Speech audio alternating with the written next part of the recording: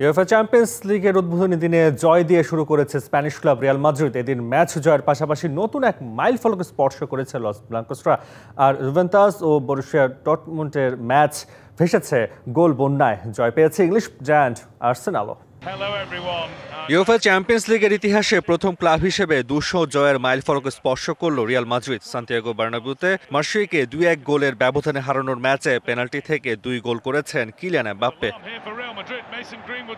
তবে ম্যাচে শুরুতেই হোঁচট খায় স্বাগতিকরা। 22তম মিনিটে গোল হজম করে মাদ্রিদ। অনেক চেষ্টার পর পেনাল্টি উপহার পেয়ে 29 মিনিটে সমতায় ফেরে স্বাগতিকরা। বক্সে রদ্রিগোকে ফাউল করায় ক্ষতিপূরণ দিতে হয় মার্সেইকে। সফল স্পট কিকে জাল খুঁজে পান এমবাপ্পে।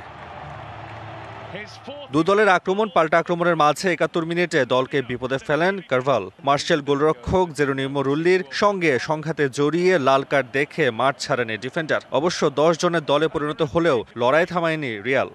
মিক্সার গ্রাইন্ডার ঝামেলা কমায়, সময় বাঁচায়।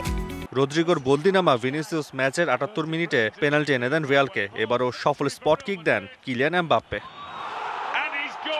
ম্যাচের বাকি সময়ে রক্ষণ অটুট রেখে চ্যাম্পিয়ন্স লিগের নতুন মৌসুমের প্রথম জয় তুলে নেয় তারা।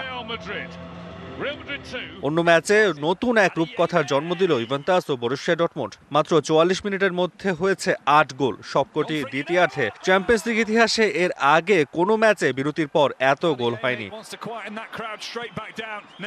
পিছিয়ে পড়ে জুভেন্টাস 2 দফায় সমতায় ফেরানোর পরও ডর্টমুন্ড 4-2 গোলে এগিয়ে যায় 86 মিনিটে। কিন্তু খুব কাছে গিয়েও জয়টা পাওয়া হলো না জার্মান দলটির।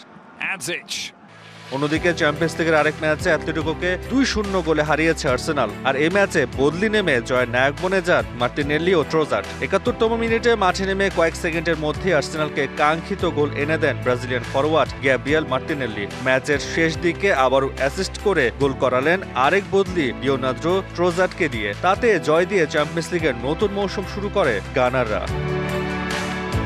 Nafi, DVC news desk.